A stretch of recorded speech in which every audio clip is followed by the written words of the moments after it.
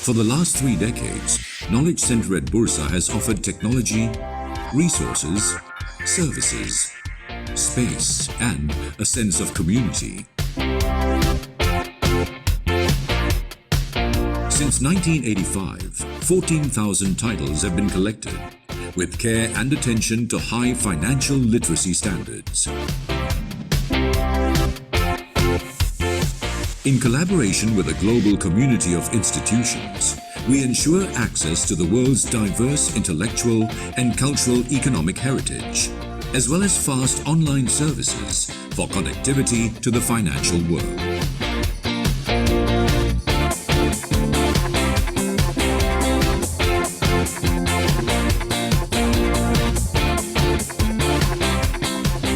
Serving the Bursa Malaysia community and beyond, Knowledge Center at Bursa empowers you in your trading and investment analysis research. Financial information at my fingertips. Visit Knowledge Center at Bursa Malaysia today for the collections, for the services, for the sense of community.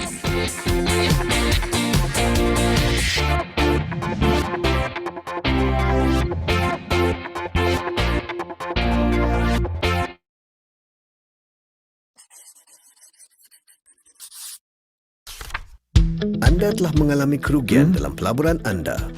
Anda berpendapat bahawa pihak yang bertanggungjawab adalah pihak bank, broker, syarikat pengurusan dana, syarikat pengurusan amanah saham, pembekal atau pengedar PRS, ataupun ejen atau wakil mereka. Anda memerlukan bantuan untuk menyelesaikan masalah tersebut. Ke manakah anda akan pergi? Sidrek sedia untuk membantu anda. Terlebih dahulu, anda perlu mengemukakan aduan kepada syarikat yang menjual atau menawarkan amanah saham, derivatif atau mana-mana produk atau perkhidmatan pasaran modal. Tetapi anda tidak berpuas hati dengan jawapan mereka. Anda mempunyai 180 hari dari tarikh jawapan muktamad bertulis mereka untuk datang kepada Sidrek. Atau sekiranya tiada sebarang jawapan bertulis diberikan 90 hari selepas tarikh aduan anda boleh datang terus ke Sidrek. Terlebih dahulu, Sidrek akan mengenal pasti kelayakan tuntutan anda. Sebagai contoh, adakah ianya dalam had tuntutan Sidrek? Adakah tuntutan tersebut terhadap ahli Sidrek? Dan sebagainya. Setelah mengesahkan kelayakan tuntutan anda, kami akan memulakan proses penyelesaian pertikaian. Segala maklumat dalam proses ini adalah sulit. Kami akan menjemput anda dan ahli Sidrek terlibat untuk duduk bersama dan memulakan perbincangan. Maklumat dan dokumen-dokumen akan diminta daripada kedua-dua pihak. Peguam tidak akan dibenarkan dalam proses ini untuk memastikan supaya perbincangan-perbincangan adalah bersifat tidak formal. Pengentara-pengentara kami adalah adil, saksama dan akan mendengar kedua-dua belah pihak dalam usaha untuk menyelesaikan pertikaian tersebut. Dua keberhasilan yang mungkin pada peringkat ini, sama ada anda dan ahli Sidrek mencapai satu penyelesaian. Satu perjanjian akan ditandatangani dan proses pengentaraan berakhir. Atau kedua-dua belah pihak gagal mencapai penyelesaian yang memuaskan, maka proses pengentaraan telah gagal dan Sidrek akan meneruskan dengan proses pengadilan. Semasa proses pengadilan, kedua-dua belah pihak diberi peluang untuk mengemukakan sebarang maklumat tambahan bagi membantu kes masing-masing dan mengemukakan soalan-soalan lanjut. Pengantara kami kemudiannya akan mengkaji dan mempertimbangkan semua fakta dan maklumat yang diberikan, termasuk tata cara kedua-dua belah pihak, hal-hal perundangan dan amalan-amalan terbaik industri, serta juga apa yang adil dan munasabah. Pengantara kami kini akan membuat keputusan muktamad ke atas pertikaian dan tuntutan kewangan tersebut. Keputusan yang berpihak kepada anda termasuklah pemberian tuntutan sepenuhnya atau sebahagian daripadanya. Keputusan yang berpihak kepada ahli Sidrek pula bermakna tuntutan anda ditolak. Anda sebagai pelabur masih ada satu lagi pilihan. Sekiranya anda menolak keputusan tersebut, Sidrek akan menutup kes dan anda boleh menggunakan saluran undang-undang yang lain untuk menuntut kerugian anda. Sekiranya anda memilih untuk menerima keputusan tersebut, ahli kami perlu mematuhinya. Sebaik sahaja kedua-dua belah pihak mengesahkan pematuhan terhadap keputusan tersebut, SIDREC akan menutup kes. Izinkan SIDREC membantu anda untuk memulakan perbincangan ke arah penyelesaian. Lawati kami di www.sidrec.com.my atau telefon 03 2282 2280 untuk keterangan lanjut. Bursa Malaysia has been part of the Malaysian economic growth for over 4 decades. We have been working relentlessly to create a transparent, efficient, and vibrant stock exchange. While we've been working at building a vibrant marketplace, inclusivity and contributing towards economic growth, we have also channeled efforts and resources towards supporting the community at large. Shares to Share is one such effort, which has been developed to create positive impact towards society and the environment.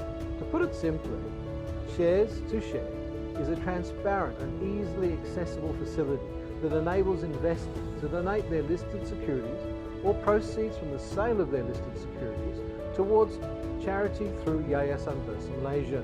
You can donate odd lots or even board lots. The funds from the sale of these shares will be channeled to approved charitable organisations and their respective initiatives or projects.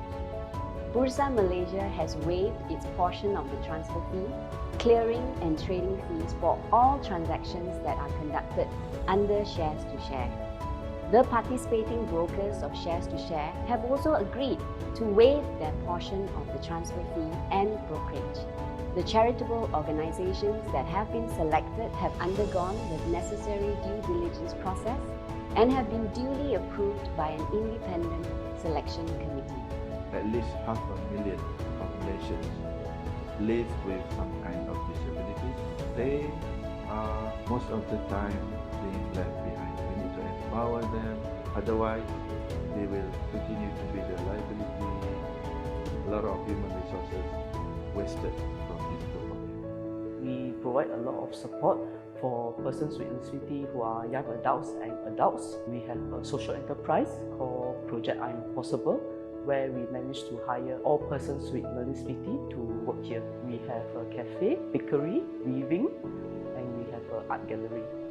Purity of thought, word, and deed, that is action, is very important to be really successful. We must know some skills to be able to help us then paperwork. The grant from Shares to Share will be used for one is sewing, handicraft, classical dance, and so on. Our patients have to be fed, they have to be looked after. We look out for any sort of disease they might develop, and also those unforeseen circumstances. Thanks to Bursa's initiative, we can be a little bit easy on our patients and their family members.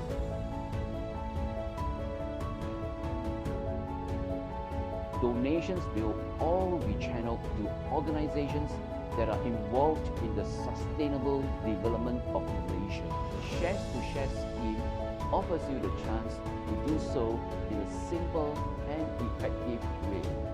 Bursa's Shares to Share allows us to do good by donating our shares to charities. Join us in making a difference to the society by donating your listed shares.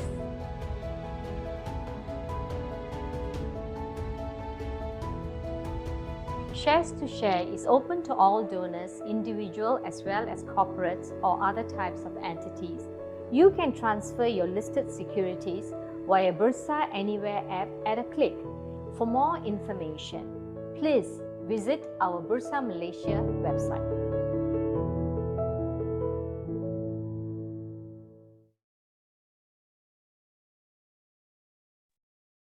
Hai, Assalamualaikum. Selamat sejahtera dan selamat petang. Saya Atika, moderator anda pada hari ini. Jadi, tajuk webinar kita untuk pada hari ini adalah REIT. Sebentar ya. REIT. Melabur hartanah dengan modal rendah. Dan webinar ini dibawakan oleh Bursa Malaysia dan dianjurkan oleh Bursa Malaysia dan dibawakan oleh kami ICM. Jadi saya sebentar ya, saya share screen. Alright. Jadi saya akan bacakan disclaimer. Sebelum saya memulakan webinar ini, webinar ini adalah tujuan untuk menyampaikan maklumat semata-mata dan pembelajaran dan yang disediakan atas dasar yang seadanya tanpa sebarang representasi dan tanpa sebarang apa-apa jual beli. Jadi jika terdapat sesi jual beli yang diadakan, sebarang kerugian tidak akan ditanggung oleh kami, bursa dan pihak pembentang. Seterusnya saya akan memperkenalkan penceramah kita pada hari ini, Puan Aznah Arsyad. Dia merupakan adalah Licensed Financial Planner di Philips Wealth Planner dan Certified Financial Planner di FPAM serta Certified Trainer di HRD Corp. Jadi Puan Aznah ada di sana? Okey. Ada di sini. Hai. Nampak ceria je Puan Aznah. Raya mood. Raya mood lagi faham. Jadi Cik Aznah dah bersedia? InsyaAllah. Okey, jadi saya serahkan platform ni untuk Cik Aznah lah. Saya stop share ya. Okey. Right, Assalamualaikum semua. Assalamualaikum dan salam sejahtera semua. Nama saya Aznah binti Arsyad. Seperti yang moderator kita perkenalkan tadi. Hari ini sebelum saya mulakan, saya nak ucap terima kasih kepada LifeChamp atas opportunity yang diberikan. Dan juga saya nak ucapkan selamat Hari Raya lah kepada semua peserta-peserta webinar ini yang beragama Muslim dan Hari Wesak kepada penganut agama Buddha. Alright, hari ini topik yang kita akan bincangkan ialah REIT, Melabur Hartanah dengan modal rendah. Sebelum saya mulakan, mungkin saya nak berkenalan sedikit lah dengan peserta atau audiens yang kita ada hari ini. Boleh saya tahu berapa ramai di sini adalah seorang pelabur? Mungkin mempunyai pengalaman melabur lebih daripada 3 tahun. Kalau ada yang telah ada pengalaman melabur lebih daripada 3 tahun, boleh tak reply chat satu? Ni, satu, okay. Alright, okay, kita ada ramai pelabur pengalaman lebih daripada 3 tahun. Berapa ramai pula yang ada pengalaman pelaburan hartanah? Maksudnya pelaburan hartanah fizikal ke atau pernah melabur secara REIT ke? Reply saya 15? Oh 15 tahun, okay. Baru 15 tahun. Macam Mr. saya tadi, macam link pula kita kan. 15, I give you 15. Okay, ada pengalaman dalam pelaburan hartanah fizikal. Okay, good. Pelabur yang baru bermula, yang tak ada pengalaman langsung, maybe 3? Ada tak kat sini yang memang tak ada pengalaman pelaburan langsung? Okay, just nak tahu, okay, macam mana nak melabur, macam mana nak mulakan pelaburan. Okay, Aisyah Taib 3, Akram Zakwan 3. Alright, okay, good. So kita ada mix lah, ada yang dah ada pengalaman melabur, ada yang baru lagi nak melabur, ada yang mungkin dah melabur hartanah tapi nak tahu alternatif lain. Okay, good. Right. So apa sebenarnya ialah REIT ni ialah REIT adalah amanah pelaburan hartanah di mana modal ataupun wang pelaburan tu dikumpulkan dalam satu tabung atau satu dana dan ada pengurus dana yang akan melabur ataupun membeli hartanah komersial untuk menghasilkan pendapatan. Dia sama seperti macam unit trust atau unit amanah, cuma perbezaannya dia memfokuskan kepada hartanah komersial. Dan pulangan yang selalunya bila orang yang melaburkan daripada REIT ni, dia menjangkakan kepada 2 jenis pulangan. Satu ialah dari segi pengagihan pendapatan, dividen. Yang kedua ialah daripada keuntungan modal yang terhasil daripada kenaikan harga pembelian REIT. Ataupun orang berpengalaman ni akan cakap capital appreciation lah. These two, one is the dividend and yang second ialah capital appreciation. Kalau jenis-jenis REIT ni dia ada banyak. Yang paling kita selalu dengar ialah REIT, retail REIT atau peruncitan. Sebagai contoh shopping mall, hypermarket, pusat membeli belah, premis runcit. Antara REIT yang agak dikenali sebagai contoh Mid Valley. Mid Valley di bawah IGB REIT, tapi itu bukan patuh syariah. Nanti saya akan senaraikan yang REIT patuh syariah, IREIT. IREIT ni maksudnya Islamic REIT, Real Estate Investment Trust. Tesco, Pavilion. Alright, SH dia tanya apa beza REIT dengan IREIT. Okay, nanti akan share dengan you apa perbezaan dia. Apa lagi? Pavilion, okay. Itu perincitan. Hotel pula dari segi hotel penginapan macam JW Marriott, Sunway Resort, maybe familiar kan nama-nama tu. Itu adalah REIT jenis hotel. Manakala perindustrian macam tanah atau bangunan industri, contohnya mungkin pernah dengar Fonterra, Indah Pura Facility ataupun Wisma Academy, ada banyak. Tapi dia akan, ini adalah contoh-contoh bangunan perindustrian yang dijadikan REIT. Pejabat, kalau pejabat ialah bangunan pejabat atau ruangan pejabat yang disewakan ataupun dipajak atau lease kepada syarikat-syarikat, contohnya macam Wisma Konta. Orang Johor mungkin familiar Wisma Konta atau Menara Komta. Crystal Plaza if not mistaken dekat Penang. Kalau katakan itu yang keempat. Yang kelima ialah penjagaan kesihatan ataupun healthcare. Healthcare ni of course yang paling kita selalu dengar hospital lah. KPJ Ampang Puteri, kalau katakan KPJ Pasir Gudang, itu penjagaan kesihatan, tapi dia ada juga macam wellness center, macam Damai Care ataupun the recent one is macam retirement age, rumah-rumah penjagaan orang tua. Kat Malaysia mungkin tak popular, tapi kalau macam kat Australia dia ada banyak rumah-rumah penjagaan orang tua, that is regarded as penjagaan kesihatan. Gudang yang seterusnya adalah REIT jenis gudang, distribution center, macam Seberang Perai Distribution Center, kalau kat Shah Alam pun ada satu, gudang-gudang ataupun warehouse, logistik area, penyimpanan, kemudahan penyimpanan that tersenarai under gudang. Yang last tu ni ruang tempat letak kereta dan kediaman sebenarnya ada, tapi bukan kat Malaysia. Kat Malaysia ni tak, seingat saya dia tak ada serasa saya, kecuali kalau macam contohnya Mid Valley dia ada ruang tempat letak kereta and then the profit masuk dekat dalam Mid Valley punya profit, tapi not as per se ruang tempat letak kereta tu sendirilah. Alright, so kenapa kita nak melabur dalam REIT atau IREIT? Untuk hari ni kita akan REIT dan IREIT untuk kelebihan dia hampir sama. Satu mampu milik. Contohnya kalau katakan mampu milik ni apa maksud dia? Kalau katakan contohnya kalau kita nak berlabur hartanah fizikal, mungkin kita memerlukan modal yang lebih tinggi. 10% of harga market value, kita nak beli rumah 500,000, mungkin kita perlu 10% deposit and then ada 3% untuk kos-kos lain, kos guaman, stamp duty, MRTT. At least kita kena prepare 50 to 60,000 untuk beli rumah 500,000 kediaman satu jenis dia. Tapi kalau macam REIT ni kita ada dengan nilai yang sama, kita ada expose ataupun pendedahan kepada lebih banyak pelaburan hartanah komersial yang mungkin lebih mahal daripada 500,000 tu. Mungkin nilai dia berjuta kan, kalau katakan Mid Valley tu kan nilai dia more 100 million, 200, 300 million, more than that.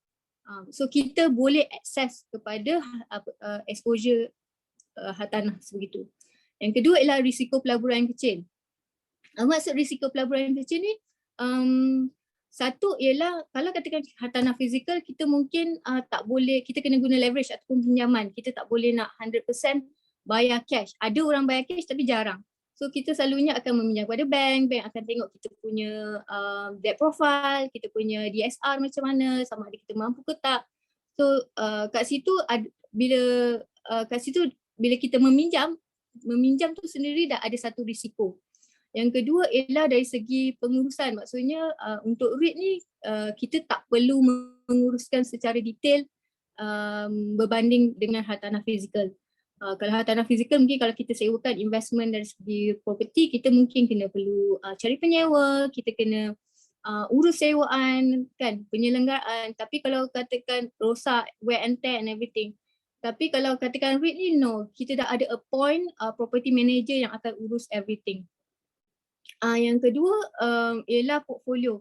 Portfolio kita selalunya dalam REIT dia ada pelbagai portfolio compared to one property je lah. Kalau property tu ada masalah ke, banjir ke, kan, kalau katakan hartanah fizikal, then that is impose higher risk pada kita.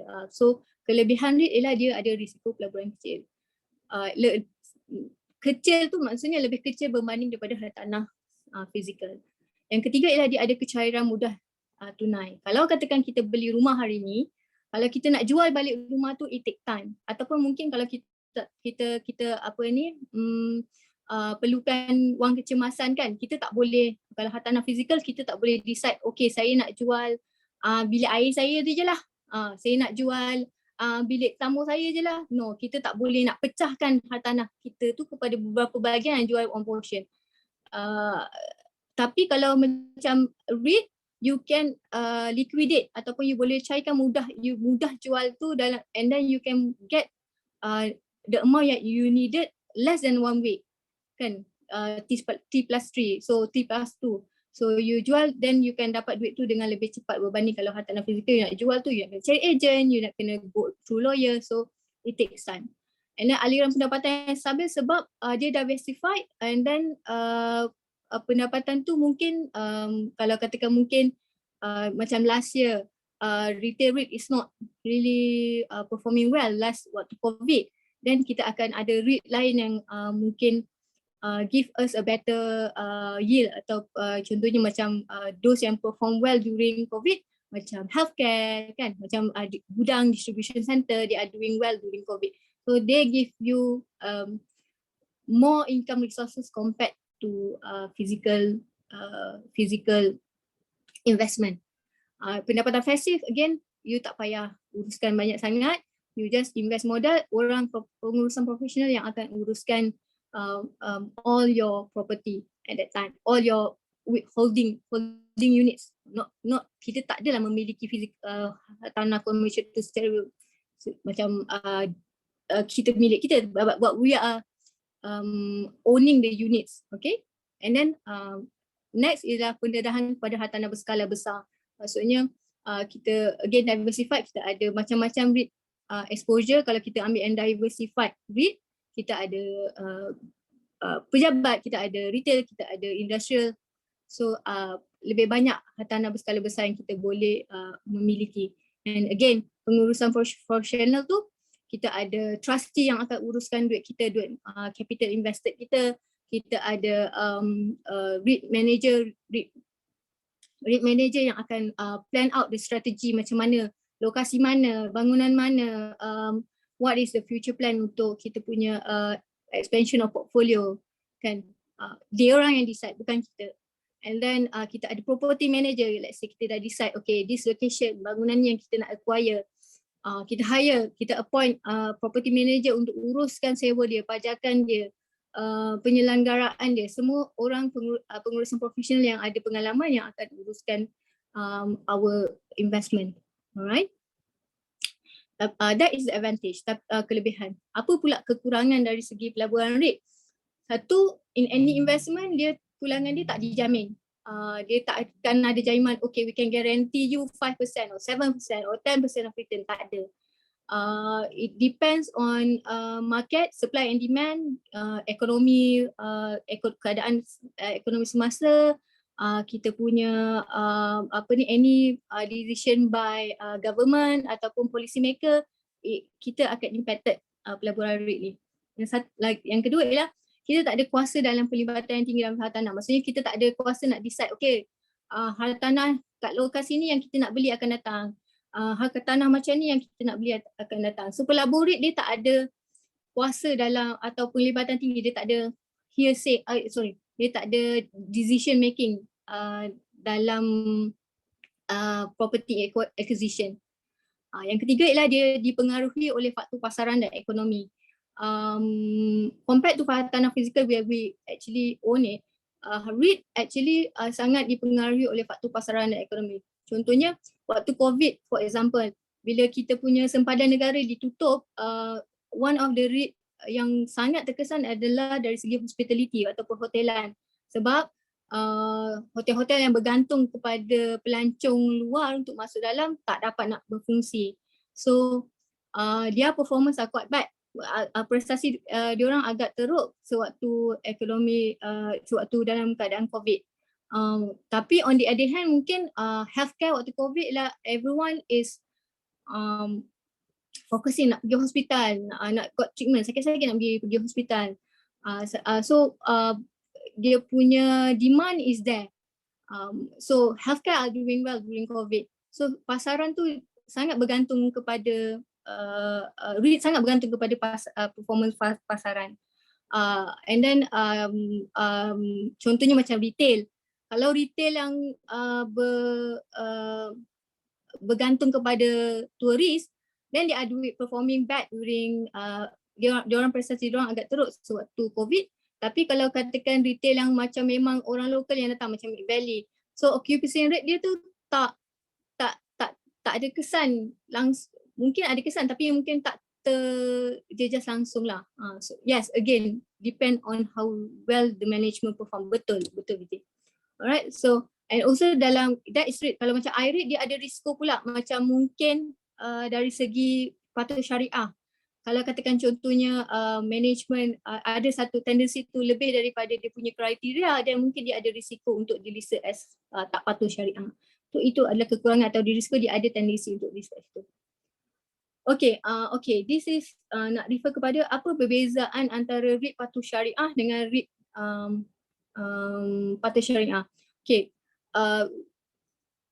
REIT, Islamic REIT, dia ada garis panduan pelaburan hartanah yang ada certain requirement yang you kena memenuhi. Contohnya dari segi aktiviti dia. Aktiviti dia mesti mematuhi majlis penasihat syariah yang diorang appoint. Contohnya aktiviti yang tak boleh bila melibatkan REIT ialah aktiviti yang melibatkan perkhidmatan kewangan yang ada berasaskan riba. So that is not allowed. Kalau katakan bangunan dia, penyewa dia ataupun pemajak dia tu merupakan salah satu daripada institusi kewangan yang tak patuh syariah, konvensional, dia tak boleh. Pertaruhan perjudian memang terang tak boleh. Pengeluaran atau penjualan barang-barang tak halal, insurans dia tak boleh. Aktiviti hiburan yang tak memenuhi syarat pun tak boleh. Apa lagi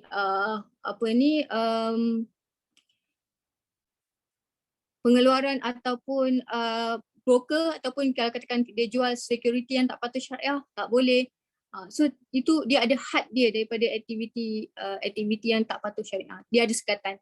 Yang kedua ialah dari segi pendapatan.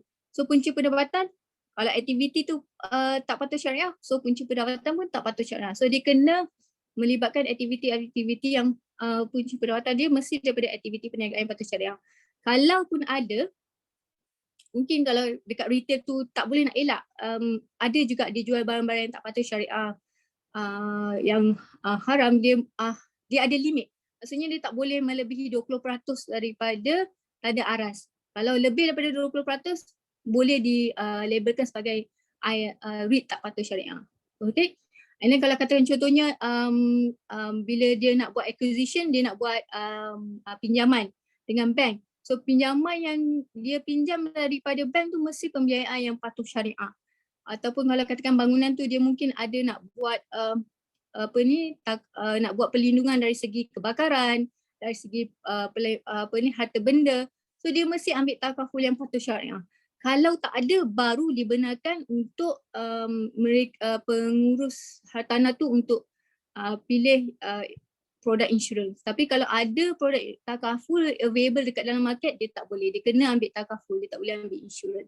So that is perbezaan antara REIT dengan REIT. So kalau REIT selalunya kalau katakan REIT konvensional dia tak ada banyak sekatan compared to REIT. Alright. REIT dekat Malaysia, Islamic REIT dekat Malaysia ni dia tak banyak macam conventional REIT. Okay, dalam Malaysia ni total we have about 17 ke 18 amanah pelaburan hartanah, tapi untuk REIT di Malaysia cuma ada 5. Okay, this is the listed. Yang pertama ialah amanah pelaburan hartanah Al-Salam dan jenis hartanah dia ialah pejabat dan kilang. Okay, yang kedua harga sewa unit dia pada tarikh 27 April ialah 48 sen, 48.5 sen gitu. Amanah pelaburan hartanah AMU ialah ni baru saja diperkenalkan pada September tahun lepas. Jenis hartanah dia kilang dan harga sewa unit dia adalah RM1.21. Amanah pelaburan hartanah Al-Aqsa Healthcare ialah jenis hartanah dia adalah hospital, bukan hotel sebenarnya, is actually wellness center, not hotel. Sebab kalau hotel tu boleh consider as tak patut Syah, is actually wellness center. Saya silap kat situ, sorry. Minta maaf ya. Dan harga sewa unit dia pada tarikh 27 slide ni dibuat ialah RM1.26. Dan kita ada amanah pelaburan hartanah Axis, jenis hartanah ialah gudang, pejabat dan kilang dan harga sewa unit dia RM1.89. Dan amanah pelaburan hartanah KLCC, which is harga seunit dia RM7. Okay.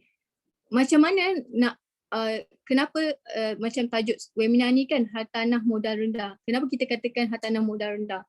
Sebab okay, katakanlah kita berminat dengan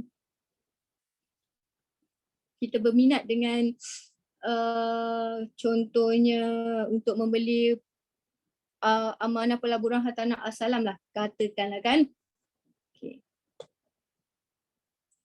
Kita tengok amanah pelaburan hartanah Al-Salam, katakanlah pada harga 27 April harga dia ialah 48 sen. Katakanlah saya genapkan kepada 0.5 sen seunit.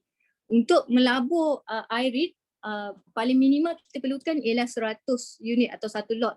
So untuk satu lot 50 sen kita harapkan dengan 100 unit. So modal pelaburan kita adalah RM50. Itu modal pelaburan lah. Okay. Tapi kita ada additional cost. Apa additional cost kita? Ialah bayaran broker, bukan bayaran approval. Okay, bayaran broker ni sebenarnya depend kepada broker kita. Dia ada tak sama. Tapi katakanlah generally kita kata dia ada selalunya 8% ataupun minimum RM8. So katakanlah daripada harga modal. So 0.08 kita darab dengan kita punya unit.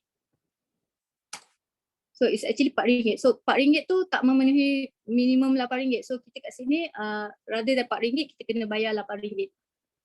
Dan cukai kerajaan SST selalunya ialah 6% daripada nilai bayaran broker. So 6% daripada RM8 sebenarnya, sebab RM4 tu tak memenuhi syarat dia, so 48%. So bayaran pelepasan selalunya ialah ditetapkan ialah 3% daripada 3% daripada modal pelaburan. Okay, berapa sebenarnya total yang kita nak tahu berapa total minimum yang kita perlu, kita boleh mulakan.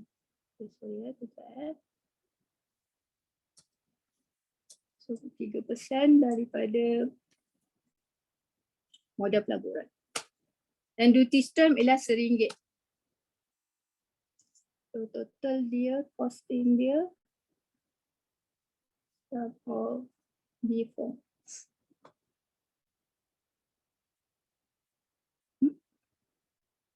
Sum for B4.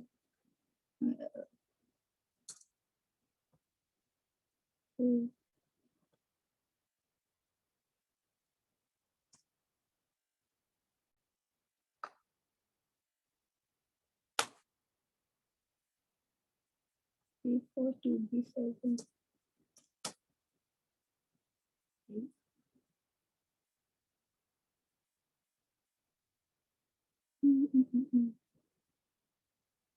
Sekejap ya. Kita katakanlah angka tadi tambah RM4. Okay. So total pelaburan kita adalah RM56.95. That is the minimum amount. Double cost ialah dengan RM60 kita dah boleh membeli kita dah boleh memulakan pelaburan REIT. But then again, sebagai kos dia, I don't think, saya tak suggestkan lah untuk kita hanya beli 100 unit, sebab kalau katakan kita nak compare kos pelaburan bahagi dengan modal RM6 is actually more than hampir kepada kita tak tahu kita punya sales cost kan. 7 divide by, so about 13%. So that is macam tak cost effective. Let's say kalau katakan 500 unit, bayaran broker is 0.08 sen, darab dengan 500 unit, RM10 dan cukai kerajaan ialah 0.06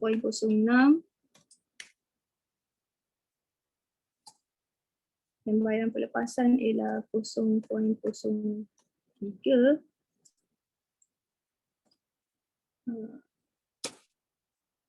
Duty stamp sama sebab duty stamp untuk 1,000 unit yang pertama memang RM1.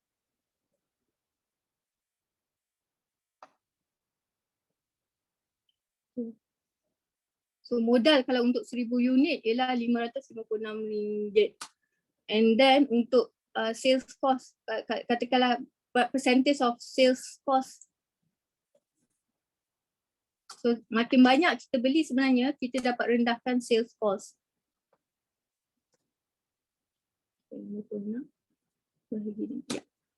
So daripada 30% kita dah reducekan. The more kita actually the higher unit yang kita acquire, kita dapat rendahkan cost broker cukai, kita dapat rendahkan ni. So I think untuk modal RM1,000 you dah boleh actually good for you untuk already start you punya investment. Compared kalau you nak hartanah fizikal, dan you actually kena perlu melabur dengan amount yang lebih tinggi lah. Okay, alright. So we continue on. Okay. Sorry. Okay. So untuk strategi pelaburan REIT ni, kalau katakan kita tengok ini adalah asset allocation portfolio daripada yang dikeluarkan oleh JP Morgan. Kita boleh nampak yang tak ada satu pun pelaburan yang sentiasa ada kat atas. Walaupun this is a global punya performance, dia kalau kita tengok from 2007 to 2021, dia punya persesi those who are performing well kat atas ni berubah-ubah. But kita boleh nampak macam REIT kan is a consistent. REIT dan equity give a consistent performance as compared to others. So mesti ada rather than kita fokus on satu jenis pelaburan, it's good kalau kita ada kepelbagaian dalam pelaburan ikut kita punya risk profile. If we are moderate, then if we are conservative, then mungkin kita ada lower exposure dekat equity, tapi mesti ada. Sebab kalau over the years kan, kalau kita tengok those yang ada asset allocation, yang ada portfolio yang pelbagai, dia ada REIT, dia ada cash, dia ada community, dia ada saham, dia ada equity, their performance is always dekat sini. Unless compared to yang just focus on one type of investment kan, contohnya macam commodity kan, at certain time dia sangat perform, but at certain time sangat volatile, dia sangat kat bawah. So it's good kalau katakan when we start investing, kita mesti ada some sort of portfolio pelaburan. Contohnya kalau kita pelabur mula, mungkin kita sedikit konservatif atau moderate, kita tak ambil equity atau REIT sangat, tapi kita start dengan mungkin REIT percentage dia mungkin 40%, equity 20%, and then the rest mungkin cash. Or mungkin kalau kita dah ada pengalaman lebih tinggi, dan equity will have a higher portion, mungkin about 60%, then REIT maybe 30%, then cash mungkin 10%.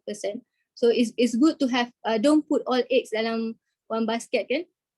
So is kalau katakan you never start investing before, you sebelum investing prepare your reserve cash, maybe 6 months, and then after that you can start investing dengan you punya surplus untuk either REIT ataupun untuk equity kepelbagaian dalam pelaburan. That is what we should focus on untuk portfolio investing. Yang kedua ialah when we want to decide untuk invest in REIT, we have to choose sama ada kita nak pilih REIT yang jenis yang niche market, spesifik atau hartanah khusus, ataupun kita nak buat diversified. So macam niche ni contohnya macam dia hanya fokus pada healthcare saja. Al-Aqah Healthcare REIT untuk iREIT, dia hanya fokus pada healthcare. Dia tak ada campuran. Tapi kalau macam hartanah pelbagai macam Asalam REIT, macam Axis REIT, dia ada gudang, dia ada pejabat, dia ada industrial. So in terms of return mungkin hartanah khusus at certain time dia perform better. Tapi kalau katakan diversified REIT ni, the benefit ialah dia lower down you punya market risk. Maksudnya kalau katakan retail REIT tak perform better, retail REIT performance dia tak berapa okey, dan dia ada juga ruang pejabat. Macam LCC dia ada mix ruang pejabat dan juga retail REIT. Dan kalau katakan retail is not performing, then dia ada ruang pejabat untuk tampung in terms of performance. Okay. Alright. So the third one is macam mana kita nak pilih ialah dari segi prestasi kewangan. Okay.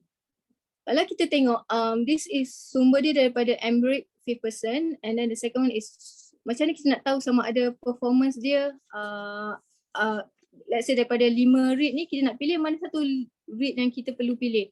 Okay, yang pertama ialah dari segi katakanlah untuk kita nak tengok capital appreciation dia. Okay. SCC Holding waktu IPO diperkenalkan, harga yang diperkenalkan adalah RM1.67. As at price at 27 April, the capital has increased daripada RM1.67 ke RM7. Okay, that is an indication that they have a high capital appreciation. Yang kedua ialah Axis Rate ada RM1.25 dan naik kepada RM1.90. Al-Aqah Healthcare daripada RM1 dari RM1.27. Okay. Dan kita tengok Asalam dia depreciate daripada RM1 dia naik kepada dia turun nilai dia turun kepada RM0.49. AM REIT daripada RM1.13 dia dan dia naik sikit daripada RM1.20. Even though dia baru je introduce pada bulan September 22, kita dah nampak dia dah ada peningkatan. So that is dari segi capital appreciation. Dan kita nak tengok juga daripada distribution yield. So distribution yield ni basically kita nak tengok dia punya combination of dividend dia punya dividend dan juga capital appreciation, berapa dia boleh bagi. So pulangan atau return dia. So as we can see kan, performance wise, okay, this is annualized, maksudnya dalam masa setahun KLCC give 5%, 5.41%, Axis 5.13%, Al-Aqah is 6.38%, Asalam is REIT. So kita when we compare, then kita boleh nampak okay, Al-Aqah is doing better at this annual dalam masa setahun ni. Al-Aqah is doing better 6.38%. Dan kita tengok juga daripada segi NAV as compared dengan price. Okay, NAV dia bila katakan NAV dia price yang dia bagi tu price as at 27 April is below than NAV dia 7.27. That is an indication yang REIT ni actually undervalued. So below that the market value as compared to macam kalau kita tengok macam AM REIT kan, dia dah overvalued. Dia punya NAV is high, harga NAV dia yang ini lebih tinggi. So kat sini dah kira overvalued. Okay, that is dari segi NAV. So kita nak cari ya harga dia lebih rendah daripada NAV dia. So to indicate that this REIT is actually market value. Another indicator yang kita nak tengok ialah daripada segi gearing ratio. Gearing ratio ni pinjaman dia. berapa banyak yang dia dah pinjam daripada aset dia, total aset dia tu berapa percentage yang modal dia pinjamkan. Indikator dia dia mesti tak lebih daripada 50%. Kalau kita tengok Al-Aqah Healthcare dan Al-Salam, dia dah mencapai hampir 50%. Indikator dia tak boleh buat pinjaman lagi untuk expansion. Kalau macam AMA REIT, dia punya gearing ratio ialah 8%. So maksudnya ada banyak lagi modal untuk dia buat pinjaman untuk expand dia punya portfolio. So kita that is indicator lah. Okay, kalau katakan macam yang dah nak capai 5% ni, maksudnya expansion dia tu tak agresif lah as compared to those yang macam a lower number. And then dari segi annualize. So annualize ni kita nak tengok okay performance dia. If let's say kita ada portfolio lain macam unit trust ataupun saham lain, kita nak tengok dia punya annualized performance dia. If we look at 1 year annualized return, kita boleh nampak KLCC Property Holding dan Al-Aqah Healthcare is performing better as compared to the rest. Tapi if we look at a long term punya view, then Axis REIT is untuk 10 tahun punya annualized return. Annualized return ni dia kira both capital appreciation and capital gain and also distribution. Then kita tengok Axis REIT is performing better in the long run dalam masa 10 tahun. So yang ini semua ni is actually available, kita boleh tengok dekat Morningstar. Nanti saya tunjukkan macam mana kita nak tengok Morningstar, how kita nak screen atau how kita nak pantau kita punya pelaburan. Okay. Perkara lain yang perlu dipertimbangkan ialah mungkin daripada kualiti pengurusan dan struktur corporate REIT. Kita nak tengok rekod prestasi pengurus dia. Kita tengok dia punya laporan tahunan. Dalam laporan tahunan tu kita boleh tengok dia punya all this financial information. Kita boleh juga tengok occupancy rate dia, sebab dalam REIT ni occupancy rate is important. Kita nak tengok sama ada hartanah yang kita pelaburan kita dalam hartanah ni, occupancy rate dia, bangunan dia tu penuh ke tak, ada performing well. So satu indikator tu kalau kita pergi contohnya kita tak baca laporan tahunan pun, kita pergi kat Valley, kita tengok ramai orang ke tak, parking penuh ke tak, ataupun certain any compared dengan another shopping mall. So kita dekat situ kita boleh tengok okay kadar occupancy rate dia tinggi ke tak. The good number is 90% and above lah. Dekat dalam laporan tahunan kita boleh tengok okay berapa percentage of occupancy rate dia. Dan kita boleh compare dengan tahun-tahun sebelumnya, how do they perform well. Then let's say in future kita dah labur dalam satu pelaburan tu, Al-Aqah contohnya, Al-Aqah Healthcare, kita nak tengok okay tahun ni 100, tahun depan macam mana dia punya occupancy rate dia, sebab REIT dia punya prestasi dia tengok juga pada kadar penghunian. And then quality asset rate, kita nak tengok sama ada portfolio dia berkembang ke tak, revenue dia meningkat ke tak. So that is things yang kita kena consider lah when we want to invest, kalau waktu kita nak melabur dalam REIT, I-REIT. So untuk pelabur baru macam mana nak mulakan pelaburan I-REIT ni, basically tak banyak langkah dia. First kita pergi kat laman Bursa Malaysia. Mesti kalau boleh. Okay, kita pergi dekat Bursa Malaysia dan kita tengok okay list of party, this is all the broker listed. Contohnya broker-broker dekat yang kita boleh pilih lah, kita boleh pilih mana-mana broker yang kita nak. Cari remiser yang boleh guide kita macam mana nak buka account CDS. Kita kena buka account CDS. So for example like, contohnya okay this is all the list. Katakanlah contohnya kita pilih just one company lah, katakan one company. Okay, so get started, kita open account. So share investor like that lah.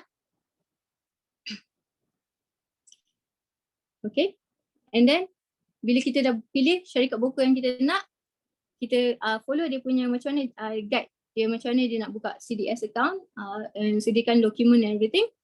And then tadi kita dah choose some which REIT yang kita nak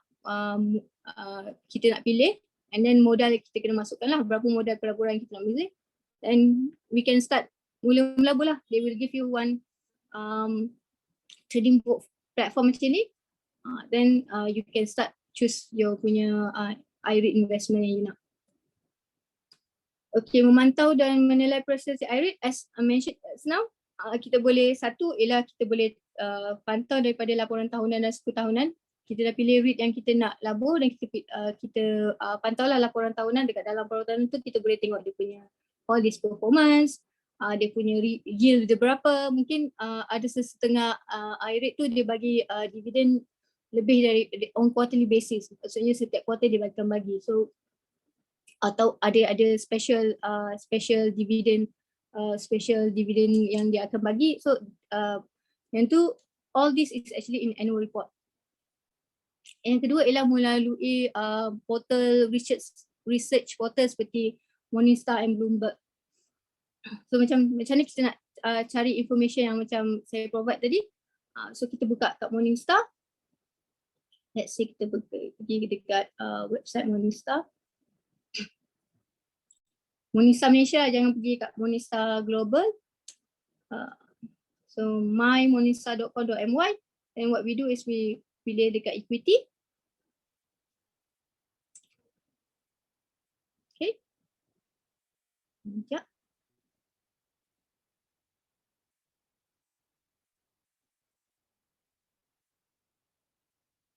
Okay. Select sector. Kita pergi pilih dekat real estate. Okay. Okay. Ini kita boleh filter lagi, tapi just real estate enough. Ini kita show more. So not show more.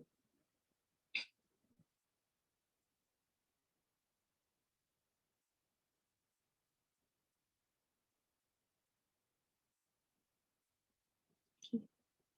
So this is all the listed REIT syariah dengan non-syariah. So kita boleh tengok contohnya Al-Aqah Healthcare. Short term performance dia, one day return dia berapa? Okay, sekarang ni nilai dia ada drop. Okay, percentage of drop. So long term performance dia berapa? Kita nak tengok. Okay, 27 April hari tu dia kasih number lain kan. So 1 year annualized daripada tarikh hari ni sampai tarikh 5th May of 2022. Berapa annualized dia? So kita ada setahun, 3 tahun, 5 tahun and 10 tahun. Tapi as investor kita kena remind ourselves lah, like past performance is not indicator performance sebelum ni performance lepas bukan adalah petunjuk untuk performance akan datang. So dari segi growth. So kat sini kita boleh tengok. Kalau kita nak tengok harga yang kita beli tu. Contohnya harga yang kita beli tu harga tu is it harga yang terlalu tinggi atau harga yang so quite reasonable. So kita pergi tengok dekat kita boleh pergi kat bursa marketplace. Pergi dekat bursa marketplace dan pergi dekat share market, pergi kat REITs dan pilihlah. So let's say macam hari ni harga dia 126. So kita tengok what is the lowest and what is the highest. So let's say kalau katakan harga hari ni dah RM1.34 or RM1.35. So meaning the price is actually at the higher range compared to dengan dia pernah low as RM1.17. So kita nak tengok harga dia. Okay. So this is bursa marketplace, fund price. Bloomberg pun boleh juga kalau kita nak buat kita nak search. Contohnya search Al-Aqah.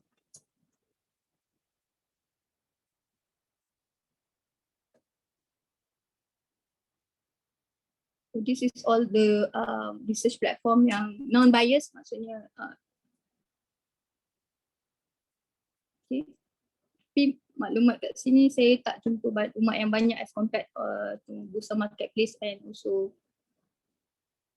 Morningstar. Bit brief.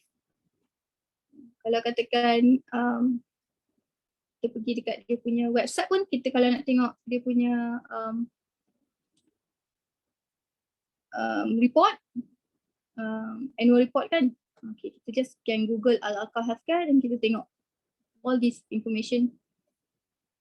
Annual report 2022.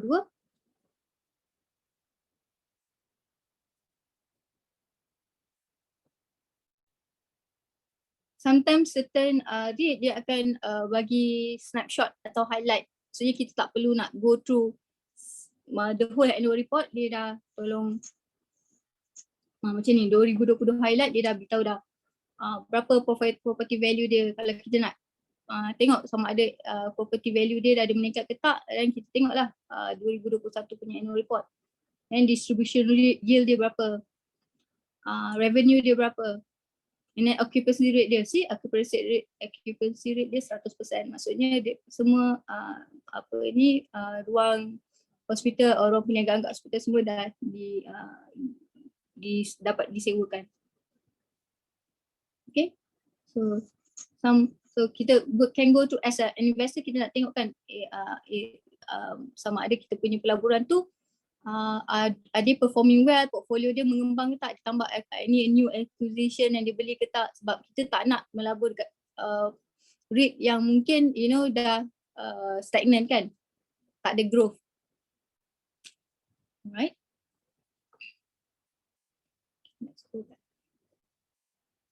So I think that's it for now. Just nak share, this is under Bursa Malaysia, diorang ada okay, share.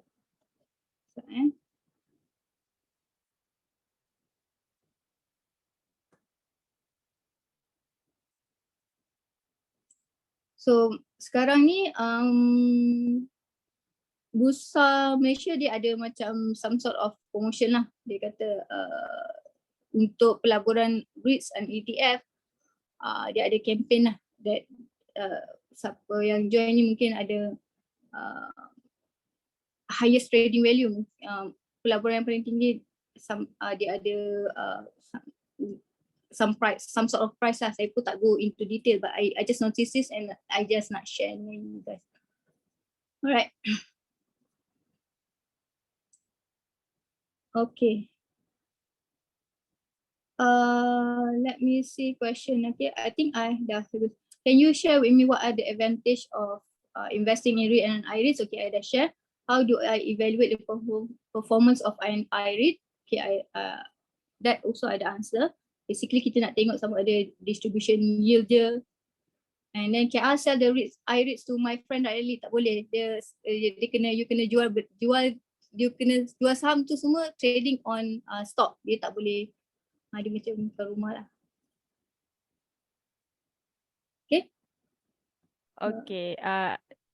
So jadi siapa ada sebarang soalan boleh type dekat Q&A box. Nanti saya akan bacakan soalan dan Puan Azna akan jawablah soalan-soalan tu. Type dekat Q&A box . Okay, sorry Atika. It's okay, it's okay. Tapi kan saya nak minta Puan Azna tunjuk balik tutorial nak pilih syarikat broker, sebab tadi masa Puan tekan link tu dia tak keluar. Saya boleh nampak slide je. Oh, saya shop sendiri lah sebenarnya. Okay, let me share you. Minta maaf lah. Okay, let me share macam you nak pilih syarikat broker, is it? Okay. Yes. So basically, nak pilih syarikat broker Yeah. Oh, dekat link tadi. Sorry. Sekejap.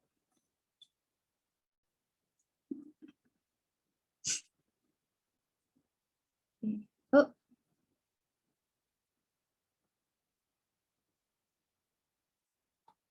Okay, link. Alright. So pergi kat Bursa Malaysia, trade dan brokers for equities. Nampak tak? Nampak tak Atika? Ke short sendiri lagi? Nampak. Okay, so brokers for equities. So all this lah. So different broker dia ada different requirement and different charges lah. So tak semestinya dia akan charge 8% ke 8%, depend on broker. You kena go to each broker and cari advisor yang boleh advise you lah. Okay, faham. Saya ada soalan dekat Q&A box. May I know how is the interest rate will affect the rates?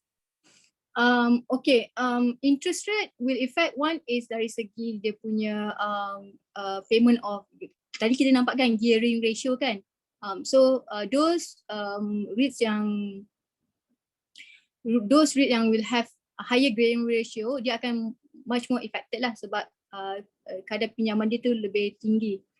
But then usually historically REIT performance are better in interest. Kalau katakan waktu kadar interest yang lebih tinggi, selalunya historically dari segi yang lepas performance dia akan lebih better sebab kadar interest rate dinaikkan sebab bank negara nampak ada growth in the economy. So meaning that businesses are performing better as compared to during COVID period lah. So occupancy rate akan better, valuation maksudnya nilai property tu pun akan menaik. So REIT selalunya during interest rate high dia akan perform better as compared to waktu interest rate low. Waktu interest rate low mungkin all this REIT mungkin REIT manager mungkin decide untuk make more loans sebab of the cheaper cheaper installment and everything kan, cheaper what do we call interest cost, financing cost. Tapi then you expand pun tapi tak ada occupancy slow pun tak guna juga. So interest rate high selalunya bila bank negara naikkan because there is a growth in economy.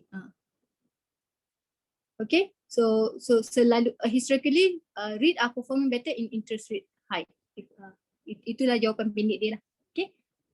Okay, soalan seterusnya adalah, may I know how many REITs are currently listed on Bursa Malaysia and what are they? Yang 5 tadi lah. In Malaysia, unfortunately mungkin in future tak tahu. Malaysia ni dia punya pilihan is very limited. The only 5 that we have is Asalam, Alaka, KLCC Property, AME and also lagi satu Axis. Axis. So kita ada 5 je yang patuh syariah as of now. Our choices mungkin limited. Then kalau you rasa you nak expand more, then maybe you have to go global lah. Faham. Jadi selain daripada tu bukan patuh syariah lah. I see. Okay. Lagi satu, what are the investment criteria for Sharia compliant REIT? Investment criteria macam saya share tadi, they have limitation. The REIT itself dia tak boleh melabur kat tempat-tempat yang tak patuh syariah. Tapi kalau macam as a pelabur, Muslim ke non-Muslim ke semua boleh melabur dalam REIT or IREIT. But as a REIT manager dia tak boleh beli hartanah yang they have that they bought and dia nak listkan kepada orang, dia tak boleh listkan kepada those activity yang tak patuh syariah like banking, conventional banking, insurance, perjudian, hiburan, all those alcohol lah dia tak boleh. That is the limitation. Faham. Okay, lagi satu, how do I know if a REIT is a Sharia compliant? One is kalau you pergi kat bursa, they listed as IREIT. Another two is selalunya IREIT ni dia ada penasihat syariah. And kalau you search Islamic REIT, kalau katakan contoh, basically dekat bursa dia akan listed lah. If you google kan IREIT in Malaysia, they will list out 4 and now 5 lah, AME baru masuk. That's how you want to know lah. Kalau katakan you let's say kat sini kan, you pergi kat bursa marketplace. Okay, kalau katakan you pergi kat bursa marketplace, okay, search IREIT.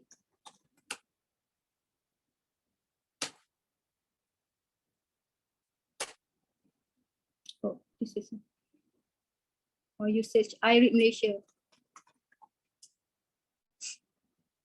Okay.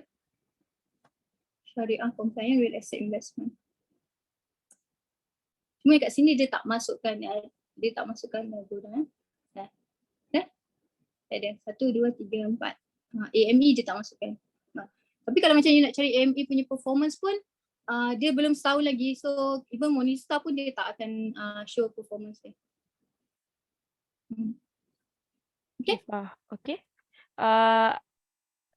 What are there any restriction on the types of properties that can be included in a Sharia compliant REIT?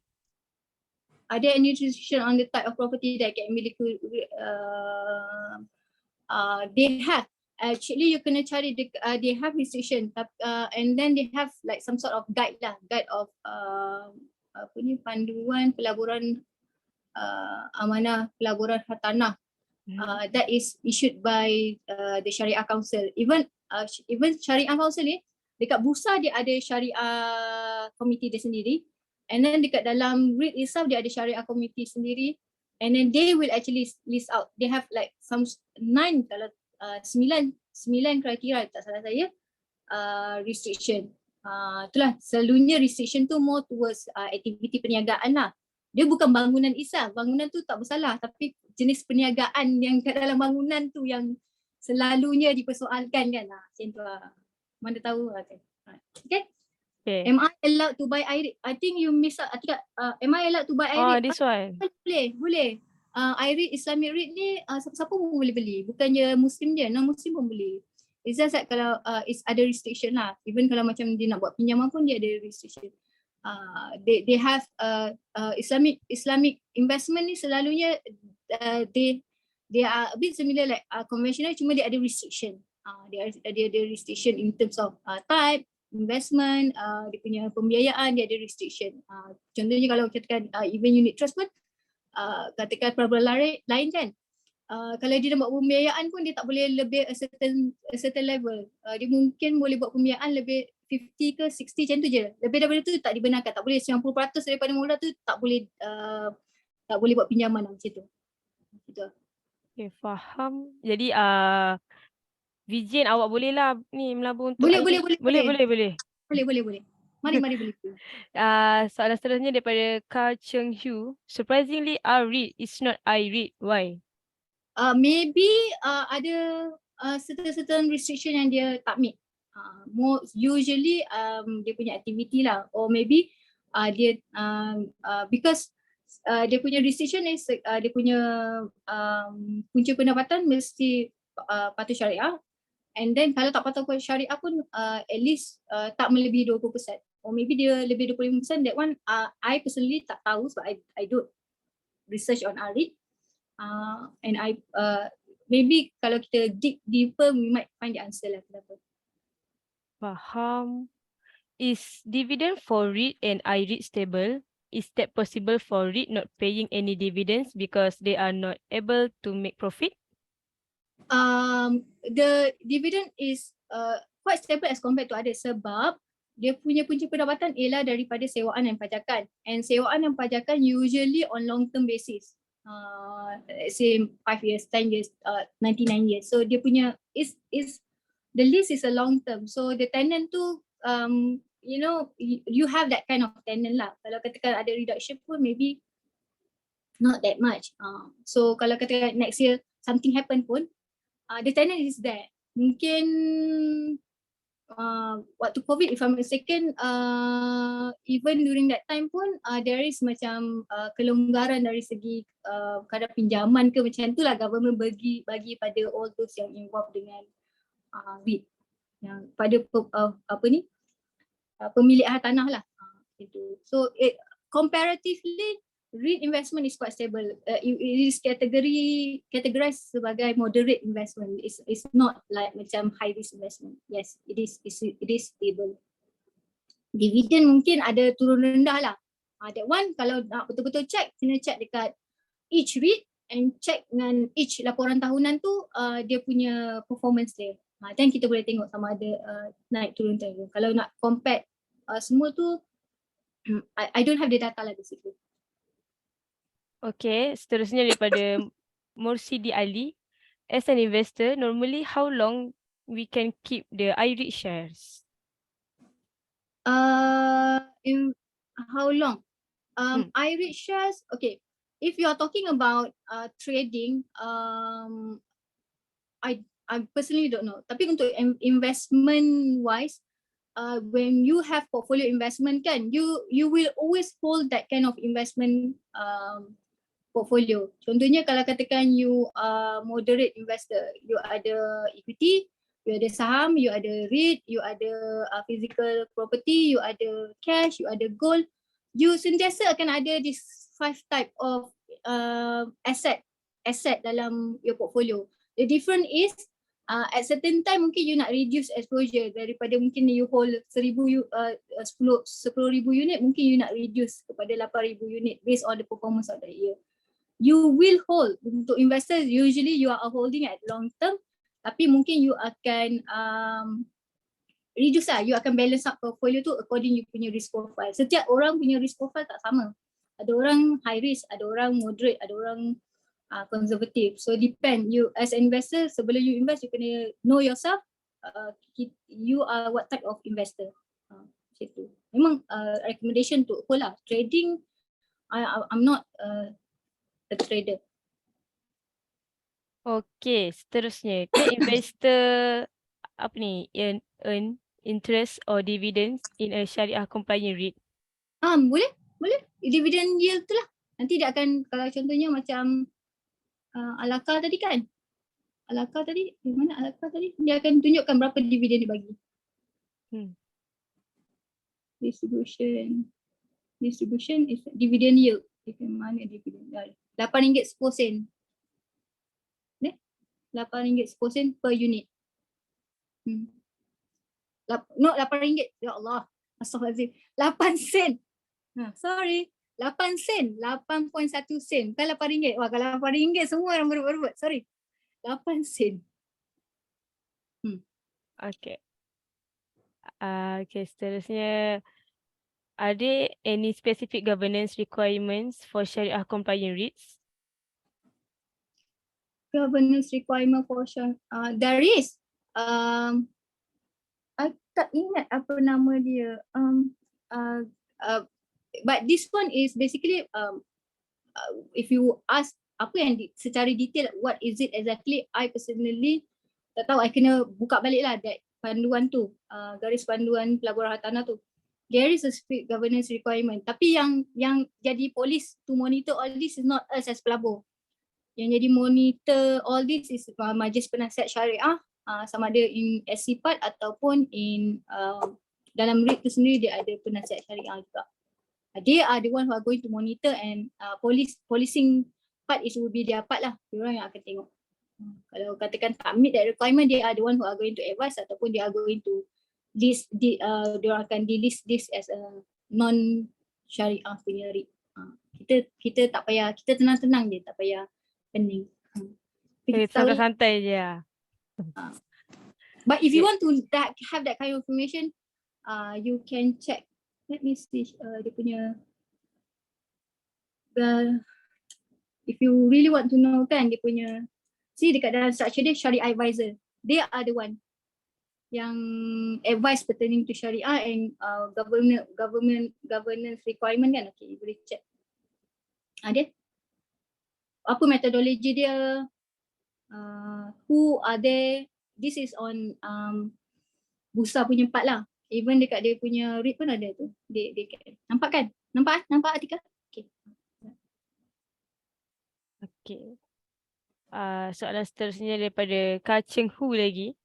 Is REIT subject to withholding tax too? This one I'm not sure. Can I get back to you? Yang ni I need to check. I think ada, tapi I need to confirm back. Boleh tak? Okay. What are the fees? What are the fees associated with investing in a Sharia compliant REITs? Fees associated with investing in a Sharia compliant REIT, and tadilah berikut. Dia macam saham juga. You macam trade saham, you ada broker fee, you ada clearance fee, pelepasan fee, you ada SST, all that yang I tunjuk dekat dalam Google Sheet tu, that is the fees associated. Okay, daripada Zulfadli Razali. Where to check dividend given, quarterly or yearly for each REIT? One of the way is dekat bursa announcement. Kejap. Let me see kalau company announcement. Okay, you check kat company announcement. Select company.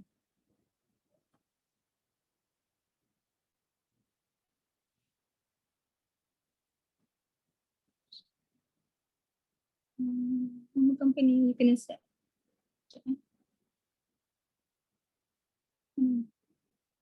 Mana letak? Okay, contohnya Al-Aka. Oh, Axis lah. Al-Aka je. Axis lah, ketikkan Axis REIT. Nah. Search. So dia akan tunjukkan semua dah income distribution. Jadi kat sini. Tunjuklah berapa. Okay. RM2.50 per unit first interim. So ini nak dia ada dia ada a few lah, bukan maksudnya kalau you nak kira annual kan, you kena tambah lah. Dia ada pengiraan dia lah macam mana nak kira taxable dengan non taxable, tapi ya dekat announcement detail tu you boleh check all that. Mana lagi? All ada announcement. Tadi April kan? Check lah. Check lah rajin check. Changes inside documents.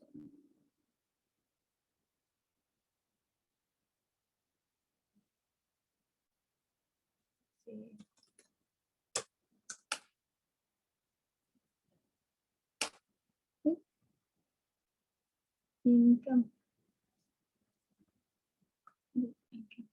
Ada? April, Jan, December, October, July.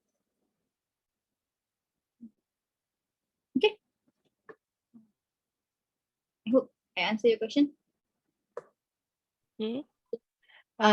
Itu maksudnya kalau nak tahu kan macam mana kan dah dekat company announcement. So selain daripada tengok dekat Bursa Malaysia, tempat lain lagi tak ada? Boleh tengok dekat this is kalau dekat Bursa is official announcement lah. Kalau katakan nak tengok dekat sini pun boleh juga, dekat Morningstar kan. Boleh juga. But better dekat company announcement ataupun dekat dekat Bursa ataupun dekat company website itself lah. Lebih official kan. Faham. Okay. Jadi soalan seterusnya, can investor hold shares in a Syariah compliant REIT as a part of their retirement savings? You can, tapi it depends on you punya when you retire, right? Supposedly you are no longer a high risk punya investor. You should be either moderate or conservative kan.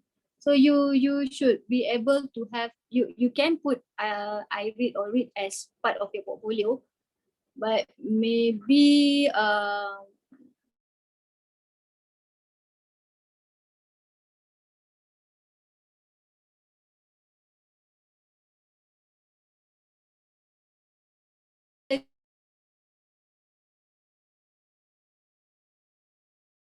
give you a certain dividend yang match you punya income needs lah.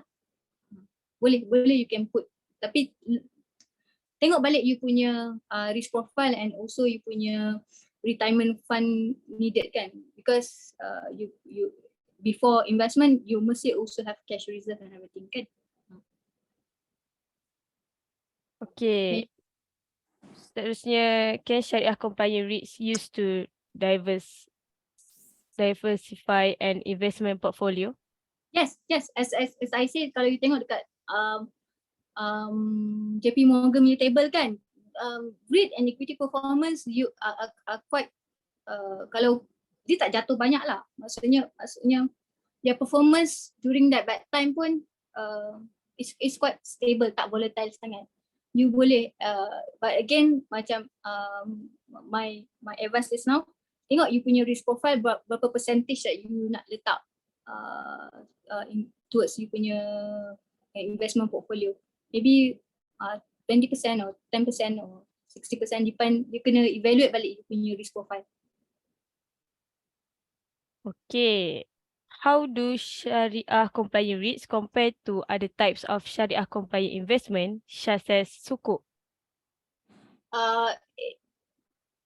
Do you mean by comparison of return atau comparison of sebab sukuk is more towards pada conservative.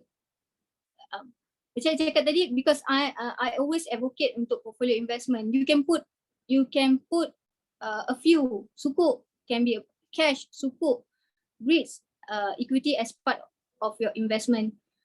Cuma berapa percentage yang you nak letak dalam you punya tu. How do they compare? Sukuk is basically much more dari segi volatility dia tak turun naik sangat lah, dia quite stable. Cuma dari return selalunya sukuk give a lower return as compared to REITs, IREITs.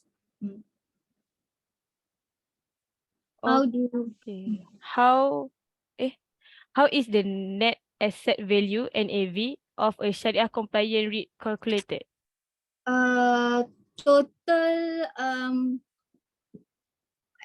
Total value bagi dengan dia punya total unit distributed. Yeah. Okay. If I don't have so much of money, may I know what is the minimum investment required to invest in a Sharia compliant REIT? You can, as per calculation kan, you can invest with RM100.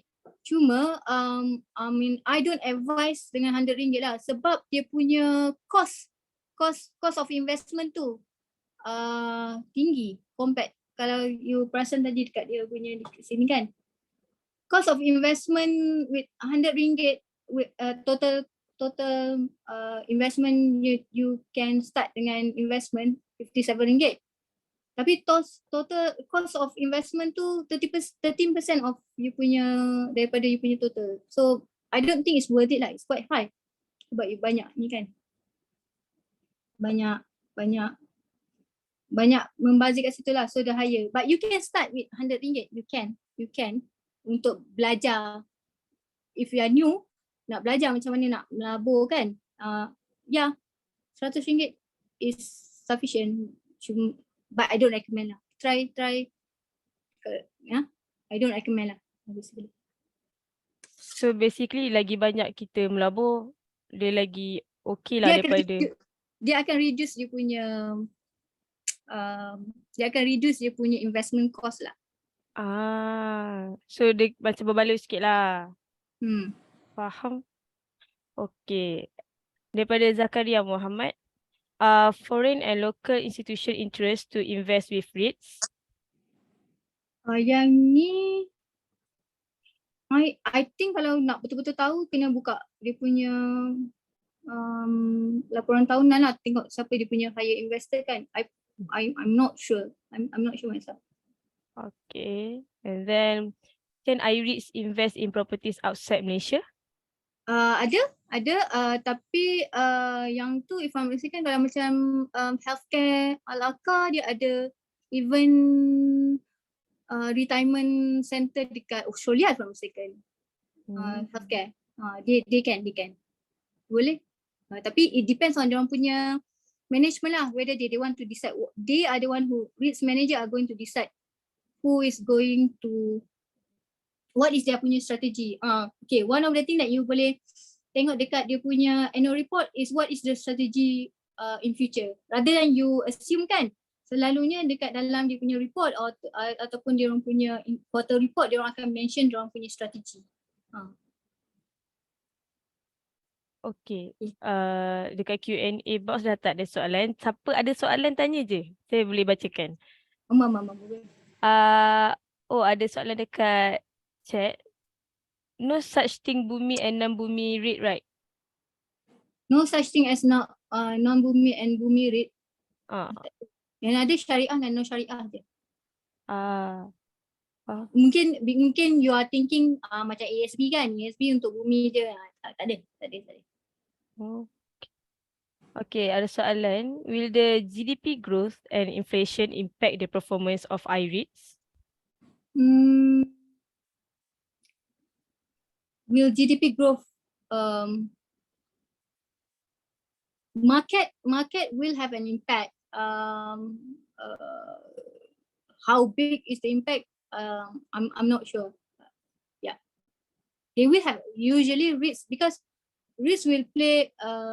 Most of the people yang lease atau rent in REIT kan, yang apa tu, yang menghuni risk ni ialah perniagaan. So if let's say inflation is high, then cost and then let's say cost of borrowing ataupun import and export, it will impacted the business itself. So bila impacted the business, then it will impact the ability untuk tenant to stay or not. So ada, but how big it is, I think tu kena tanya fund manager or REIT manager. Okay. Betul. Saya ada ni mungkinlah soalan lah kot. Okay, is daripada Zakaria Muhammad, is market maker involved in REITs? Again, macam soalan Miss Market Go maker, tadi, Mr. Go ke, I don't know how big it is, may have, tapi I personally tak tahu for sure untuk bagi you jawapan yang a sure answer. Yeah. Okay, ada soalan lagi. What is the investment strategy of REITs and how is it implemented? Macam tadi, one is the first one, if you want to put in your portfolio, you decide. Kalau katakan you moderate or high risk investor, then you can have a higher. Katakanlah contohnya, what I mean is, katakan you ada 1 juta. 1 juta tu kalau you letak dekat, okay, untuk modal rendah, okay, sorry. Okay, this session is untuk modal rendah kan. Katakan you ada 100,000. Tak kalau 100,000 letak kat REIT kan. So the first strategy is berapa allocation yang letak daripada 100,000 tu, berapa allocation yang letak kat REIT. And kedua ialah whether you nak choose what type of REIT. Daripada REIT 5 REIT tu, whether you nak pilih yang niche ke ataupun diversified, which one yang you boleh tolerate. Niche selalunya dia boleh bagi higher. And then the second one is daripada 5 REITs tu, performance macam mana yang you nak. You kena tengok dari segi, is it capital appreciation? Are you looking at capital appreciation, or are you looking at dividend yield, or are you looking at both? Kalau you tengok kat capital appreciation, you tengoklah yang the capital growth kan, harga dia daripada harga permulaan dan harga sekarang berapa banyak dia naik. Kalau you nak tengok dari segi dividend, you tengok kat dividend yield dia. Are they giving consistent? Because REIT selalunya bagi 5 to 7% of return annually. So are they meeting you punya requirement? Or kalau you nak tengok both capital and dividend, dua-dua you nak tengok. Then you tengok kat distribution, which one is give the highest the better. Okay, that is the strategy you nak choose. Then bila you dah choose berapa percentage, or mungkin you pilih satu je, or mungkin you pilih 2 REITs out of that 100,000. Katakanlah you are moderate, you ambil 50% or 30%, 20% mungkin kat equity or 40% kat equity. So daripada 20,000 tu, you nak split lagi dua jenis REIT you nak melabur. Then you monitor pula performance dia dekat annual report.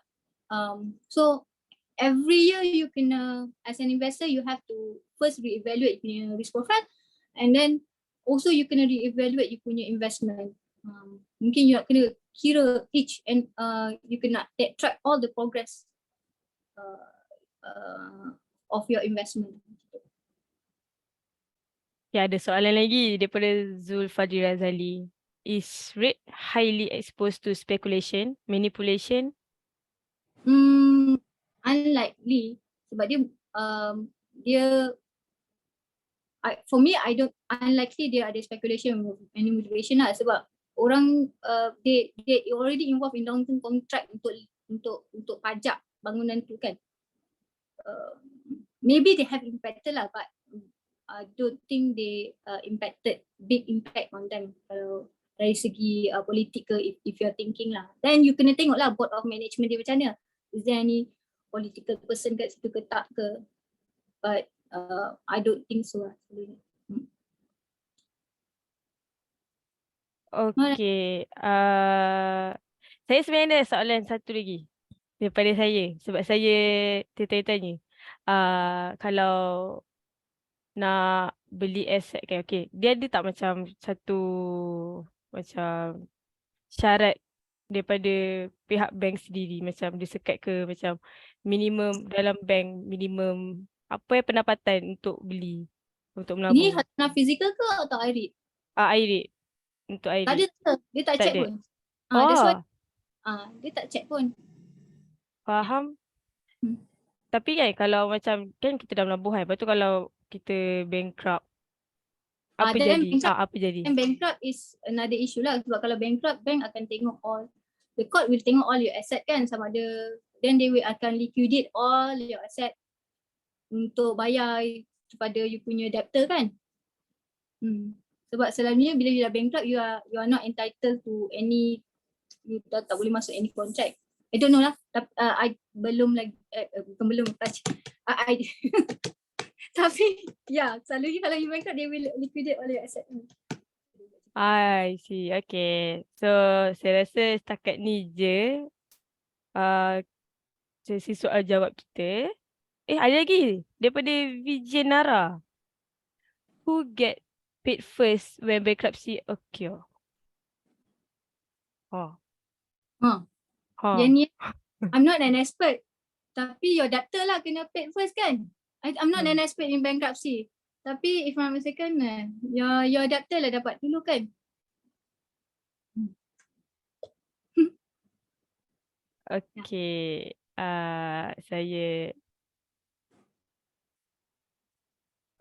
Saya rasa itu saja setakat ni. Okay. Sekarang terima kasih kepada Puan Azna atas penyampaian yang sangat padat dan sudi menjawab semua soalan daripada semua orang lah kat sini. Saya pun dah faham lah sedikit sebanyak.